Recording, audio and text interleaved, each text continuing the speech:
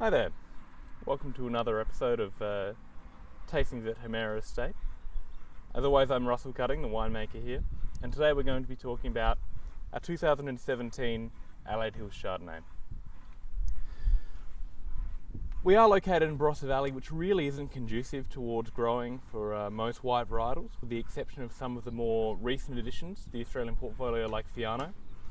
So for this particular vintage, we went a little bit outside of our region and instead sourced the fruit from a single vineyard within the Adelaide Hills, in Birdwood, in fact.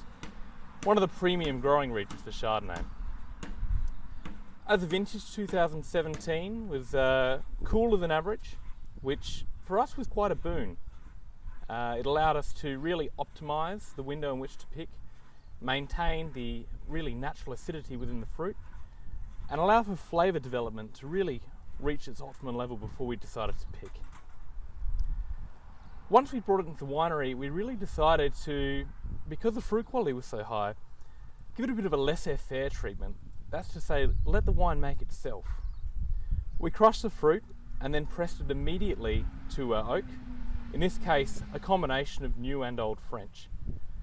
We decided not to inoculate with a known yeast, allowing it to undergo what a lot of people call native, wild fermentation, which really allows a number of different yeasts present on the fruit, in the winery and the barrel to each play their part and contribute their own unique flavour and texture to the wine. Following ferment, we also allowed it to undergo complete wild malolactic fermentation. For Chardonnay, that's a pretty common protocol to allow that to happen. We really want to be building up the wine. Chardonnay as a variety doesn't have a lot of its own, individual unique characteristics, so it's all about the winemaking process. So for us, we really wanted to get this wine to age, to last, to go the extra mile. Although with that, as I mentioned, natural acidity produced from 2017, it was quite drinkable upon release. So after a number of months in that oak, we decided not to fine it. We didn't want to take away too much from the wine. We had to give it a little bit of a filtration, make sure it is completely inert and sterile, just to make sure no further activity ended up in the bottle, and then just got it out there. So we're really happy with how this came about. It exhibits a lot of what you would consider some really expressive, quite high quality Chardonnay characteristics. And 2017 now at about 3 and a bit years old, I think it's really started to hit that window, its stride of where it needs to be. You're starting to see that lovely kind of golden straw hue. I mean, it was aged and matured under oxidative conditions, so that really guards the wine from oxidation in the short term and allows it to age. But you can still see a little bit of a green hue just on the rim there.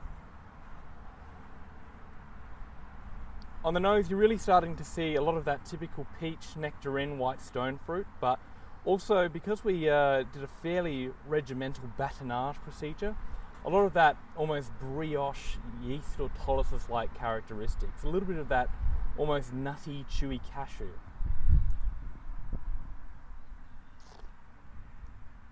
Palate, as I mentioned, plenty of acid there. It really is here for the long haul. Bright, vibrant. Again, I'm going to mention peach because that is just really blossoming out of the glass. A little bit of apricot. Really good linear balance. Really good acid line.